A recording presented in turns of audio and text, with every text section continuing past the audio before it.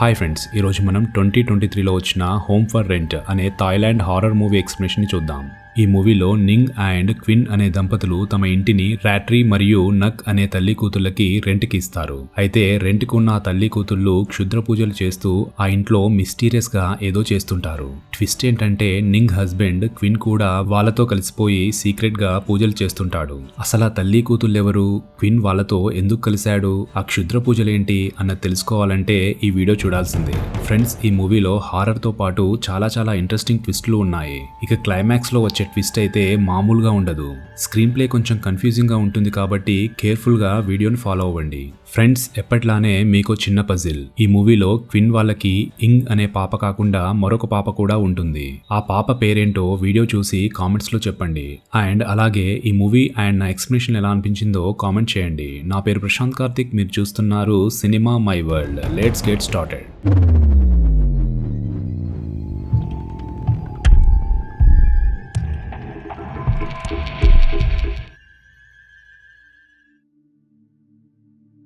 Movie start అవగానే నింగ్ మరియు క్విన్ అనే దంపతులు ఇంగ్ అనే తమ 7 ఏళ్ల పాపతో హ్యాపీగా లైఫ్ లీడ్ చేస్తుండడం చూస్తాం. అయితే వాళ్ళకి ఉన్న మరొక ఇంటిని నింగ్ రెంట్కి ఇవ్వాలని చూస్తుంటుంది.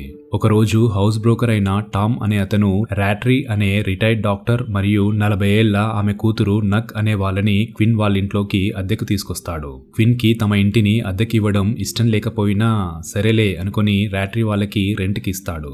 ఒకరోజు రాత్రి నింగ్ క్విన్ తో మాట్లాడుతూ అతని చెస్ట్ పై ఉన్న టాటూని చూస్తుంది.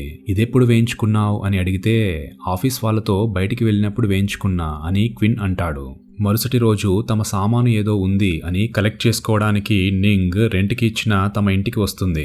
రెంట్కి ఉంటున్న నక్ తనని లోపలికి రానివ్వకుండా కొంత మిస్టీరియస్ గా బిహేవ్ చేస్తుండడాన్ని నింగ్ గమనించడమే కాకుండా ఆమె మెడపై అచ్చం తన హస్బెండ్ క్విన్ ఒంటిపై ఉన్న టాటూ ఉండడాన్ని చూసి కొంత షాక్ అవుతుంది.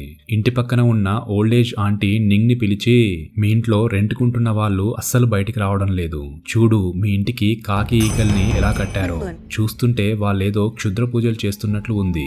ఒకరోజు రాత్రి మా డాగ్ మరుగుతుండడంతో వెళ్లి చూసా, మీ ఇంటిపై చాలా కాకులు తిరుగుతున్నాయి, అప్పటికే మా డాగ్ అక్కడ చనిపోయి కనిపించింది అంటూ ఆంటీ ఏడుస్తుంటుంది.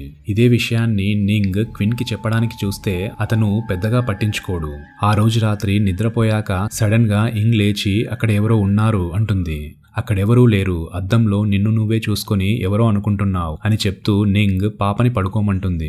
అంతలో బాల్కనీలో ఏదో కాకి ఉన్నట్లు అనిపించడంతో నింగ్ వెళ్లి చూస్తుంటుంది. అదే టైంలో కబోర్డ్ లోంచి ఏదో సౌండ్ రావడంతో డోర్ ఓపెన్ చేసి చూస్తుంది. ఎవరూ ఉండరు. నింగ్ అక్కడి నుంచి వెళ్లిపోయాక కబోర్డ్ లో దయ్యం ఉండడాన్ని మనం చూస్తాం.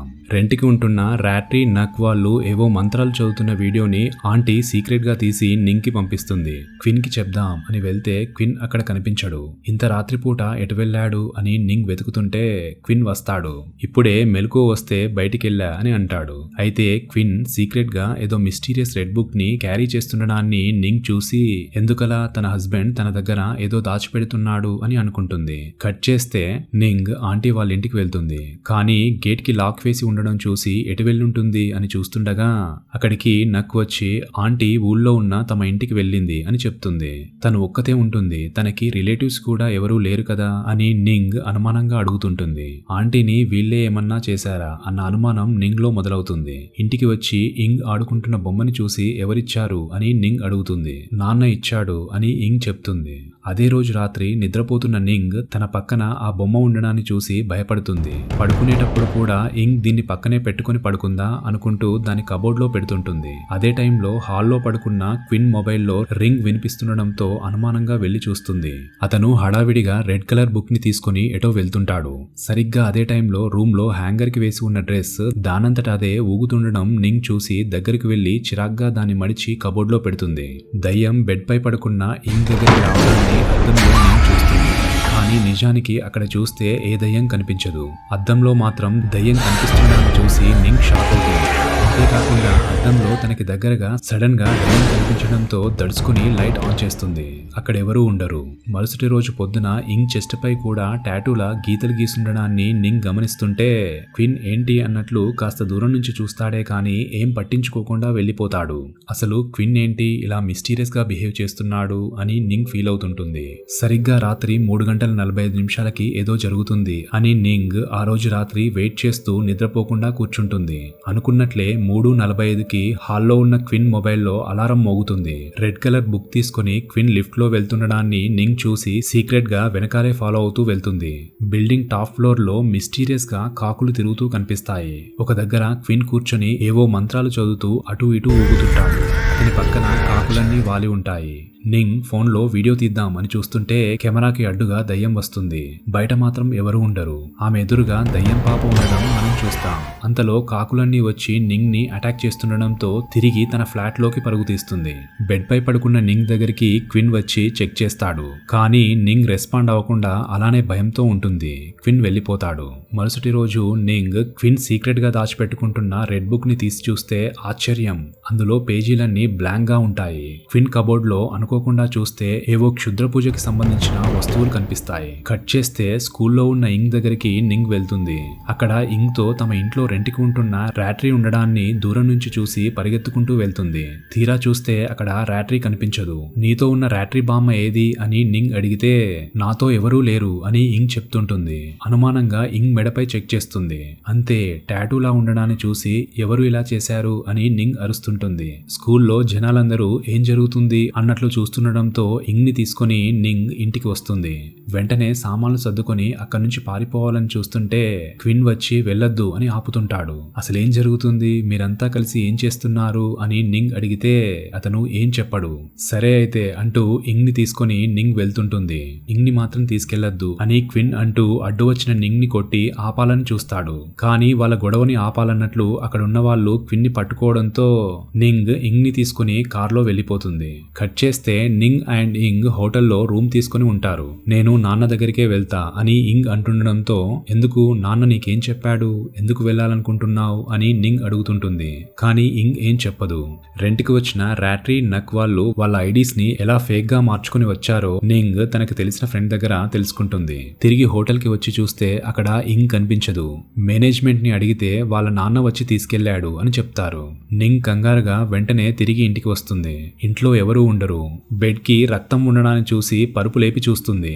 బెడ్ పై అన్ని ఏవో వింత డిజైన్స్ రక్తంతో గీసి ఉంటాయి. వెంటనే తాము రెంట్కి ఇచ్చిన ఇంటికి వెళ్తుంది. అక్కడ ఎవరూ కనిపించరు. కాకపోతే ఇల్లంతా విచిత్రమైన వస్తువులతో, చెత్తా చెదారం, పురుగులతో నిండిపోయి ఉంటుంది.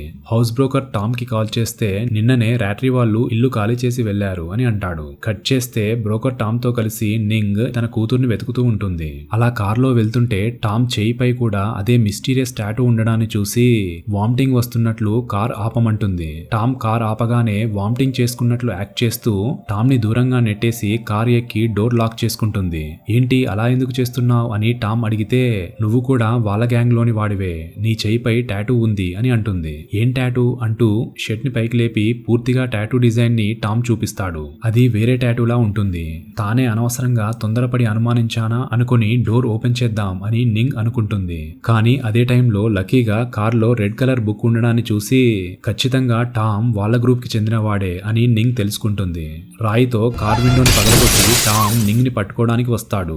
అతని నుంచి తప్పించుకుని నింగ్ పారిపోతుంటే వెనకాల పరిగెత్తుకుంటూ వచ్చి ఆమె తలపై రాయితో కొడతాడు. అంతే, నింగ్ అన్కాన్షియస్ లోకి వెళ్ళిపోతుంది. ఒక పెద్ద సూట్ కేస్ లో నింగ్ ని పెట్టుకుని టామ్ ఒక చోటుకి తీసుకొస్తాడు. కట్ చేస్తే మూవీ ఫ్లాష్ బ్యాక్ లోకి వెళ్తుంది. స్టోరీ 11 years బ్యాక్ కి వెళ్తుంది. ఫ్రెండ్స్, ఇక్కడి నుంచి మూవీలో ట్విస్ట్ల మీద ట్విస్టులు వస్తుంటాయి. సో 11 ఏళ్ల క్రితం ఏం జరిగిందంటే క్విన్ జా అనే తన 7 ఏళ్ల పాపతో జీవిస్తుంటాడు. అప్పటికే క్విన్ మొదటి భార్య చనిపోయి ఉండడంతో జాకి అన్నీ తానే అన్నట్లుగా క్విన్ చూసుకుంటూ ఆమెను జాగ్రత్తగా పెంచుతుంటాడు. అయితే ఒకరోజు స్నానం చేస్తున్న జా గీజర్ కి షార్ట్ సర్క్యూట్ అవ్వడంతో షాక్ తగిలి దారుణంగా చనిపోతుంది. సడన్ గా అలా ప్రమాదంతో తన పాప చనిపోవడంతో క్విన్ చాలా డిస్టర్బ్ అవుతాడు. జా ఎప్పుడూ ఆడుకునే బొమ్మతో క్విన్ టైం స్పెండ్ చేస్తూ దానితో మాట్లాడుతూ ఉంటాడు. ఒకరోజు నింగ్ ఆంటీ వాళ్ళ ఇంటికి వెళ్లబోయి అనుకోకుండా పక్కనే ఉన్న క్విన్ వాళ్ళ ఇంటికి వచ్చి ఇన్సూరెన్స్ చేయించుకుంటారా అని అడుగుతుంది. అలా నింగ్ క్విన్ కి పరిచయం అవడం, ఆ తర్వాత వాళ్ళిద్దరు పెళ్లి చేసుకోవడం, వాళ్ళకి ఇంగ్ అనే పాప పుట్టడం జరుగుతుంది. అప్పుడప్పుడే తన పాపని మర్చిపోతూ కొత్త జీవితానికి అడ్జస్ట్ అవుతున్న క్విన్ కి అద్దెకుంటాం అంటూ వచ్చిన రాట్రీ నక్ల వల్ల అతని లైఫ్ డార్క్ సైడ్ కి టర్న్ అవుతుంది. అయితే రాట్రీ వాళ్ళని మొదటిసారి కలిసినప్పుడే ఆమె జా చనిపోయిన బాత్రూమ్ వైపు చూస్తూ, మీ పాప అంత త్వరగా వెళ్లిపోవాల్సింది కాదు, అందుకే తన ఆత్మ ఇక్కడే తిరుగుతుంది అని క్విన్ కి చెప్తుంటుంది. అంటే తిరిగి తన చనిపోయిన పాపని మళ్లీ కాంటాక్ట్ అవ్వచ్చు, బ్రతికించుకోవచ్చు అన్న ఆశ క్విన్ లో మొదలవుతుంది. రాట్రీ క్విన్ కి రెడ్ బుక్ ని ఇస్తూ, ఈ ఇంట్లోకి మూవ్ అయితే మనం మరింత డీప్ గా దీని గురించి డిస్కస్ చేయొచ్చు అని అంటుంది. ఇక అప్పటి నుంచి రాట్రీ చెప్పినట్లుగా టాటూ వేయించుకోవడం, ప్రతిరోజు 3:45 గంటలకి పూజలు చేయడం, ఇలా అన్ని క్విన్ పాటిస్తుంటాడు. ఒకరోజు జా ఇక ఈ లోకం నుంచి వెళ్లిపోయే సమయం వచ్చింది అన్నట్లుగా రాట్రీ చెప్తుంటే, తనని నేను ఇంక కలవను కూడా లేదు, ఏదో ఒకటి చేసి నా కూతుర్ని నాకు కనిపించేలా చేయండి అని క్విన్ ఏడుస్తూ ప్రాధేయపడుతుంటాడు. అలా అయితే జా ఆత్మని తిరిగి తీసుకురావాలంటే ఆమెకు శరీరం కావాలి, అది కూడా సేమ్ ఏజ్ ఉన్న పాప శరీరం కావాలి అని రాట్రీ చెప్తుంటుంది. అంటే జా ఆత్మని ఇంగ్ శరీరంలోకి తీసుకురావాలి అన్న ఐడియా క్విన్ కి వస్తుంది. రెండు ఆత్మలు ఒక శరీరంలో జీవించొచ్చు అని నక్ చెప్పడంతో ఇక ఇక్కడి నుంచి క్విన్ ఇంగ్ తో సీక్రెట్ గా మాట్లాడుతూ తనకి జా ఆడుకునే బొమ్మను ఇచ్చి, నేను చెప్పినట్లు నువ్వు చేస్తే జా మళ్ళీ తిరిగి వస్తుంది, మనతో పాటు మన మధ్య ఉంటుంది అని క్విన్ ఇంగ్ ని కన్విన్స్ చేస్తాడు. క్విన్ నింగ్ చెప్పకుండా రాట్రీ వాళ్ళు చెప్తున్నట్లు అన్ని సీక్రెట్ గా చేస్తూ క్షుద్ర పూజలు, మంత్రాలు, రక్తంతో బెడ్ పై ఏవో బొమ్మలు డిజైన్స్ గీయడం, ఇలా అన్ని చేస్తూ పోతుంటాడు. ఒకరోజు బిల్డింగ్ పై పూజ చేస్తుంటే జా కనిపించినట్లే అనిపిస్తుంది, కానీ అంతలోనే అక్కడ ఉండదు. మరొక రోజు తాను పూజ చేస్తున్నది నింగ్ చూసినట్లు తెలుసుకుంటాడు. స్వయంగా క్విన్ రాట్రీని స్కూల్ కు తీసుకెళ్లి ఇంగ్ మెడపై టాటూను వేయిస్తాడు. వీళ్ళందరూ కలిసి తన పాపని ఏదో చేస్తున్నారని నింగ్ పాపని తీసుకుని హోటల్లో ఉంటే అక్కడికి క్విన్ వచ్చి పాపని తీసుకుని రాట్రీ వాళ్ళ దగ్గరికి వస్తాడు. రాట్రీ చెప్పినట్లు ఇంగ్ కి రక్తంతో బొట్టులా పెట్టి, ఆంటీ ఈ రోజు మళ్ళీ తిరిగి వస్తుంది అని చెప్తే ఆమె కోసం వెయిట్ చేస్తుంటాడు. అయితే ఆంటీ వచ్చి క్విన్ ని కత్తితో పొడుస్తుంది. ఆమె కళ్ళు వైట్ గా ఉంటాయి. క్విన్ కి ఏం అర్థం కాదు. పెయిన్ తో కింద పడిపోయి అసలేం జరుగుతుంది అని చూస్తుంటాడు. ఇక్కడే మరికొన్ని ట్విస్ట్లు రివీల్ అవుతాయి. రాట్రీ ఒక బొమ్మని చూపిస్తూ, ఇది నా కూతురు 7 ఏళ్ల వయసు ఉన్నప్పుడు చనిపోయింది అని చెప్తుంటే, ఆ రోజు బిల్డింగ్ పై పూజ చేస్తున్నప్పుడు తనకి కనిపించిన పాప జా కాదు, ఈ బొమ్మ దయ్యం అన్నట్లుగా క్విన్ రియలైజ్ అయ్యి తనని ట్రిక్ చేసి రాట్రీ తన పాపను కాపాడుకోవడానికి ఏదో చేయబోతుంది అని తెలుసుకుంటాడు. అయితే రాట్రీ వాళ్ళు ఇంట్లోకి షిఫ్ట్ అయ్యాక ఇంట్లో జా ఆత్మ తిరుగుతున్నట్లు తెలుసుకుంటారు. జా ఆత్మ వీళ్ళపై అటాక్ చేయబోతే రాట్రీ జా ఆత్మను బొమ్మలోకి పంపించేసింది. ఒకరోజు తాము చేస్తున్న క్షుద్ర పూజల్ని ఆంటీ వీడియో తీయడం చూస్తారు. అంతే, ఆమెను చంపేసి ఆమె ఆత్మను తమకి అనుకూలంగా పనిచేసేలా చేసుకుంటారు. మరొక మైండ్ బ్లోయింగ్ ట్విస్ట్ ఏంటంటే, ఇంగ్ ని స్కూల్లో కలిసినప్పుడు ఒక ముసలావిడ బాడీలో తాను ఉన్నట్లు రాట్రీ ఇంగ్ కి చెప్తుంది.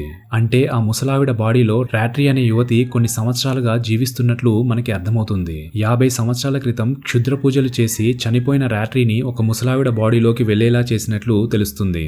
ఇక క్విన్ ఇంగ్ ని తీసుకుని రాట్రీ వాళ్ళకి అప్పచెప్పినప్పుడు, నీ బాడీలో రాట్రీ ఉంది కదా, మీ ఇద్దరు ఒకరికొకరు చక్కగా మాట్లాడుకుంటారా అని ఇంగ్ ఒక ఇన్నోసెంట్ ప్రశ్నని ఆమెను అడుగుతుంది.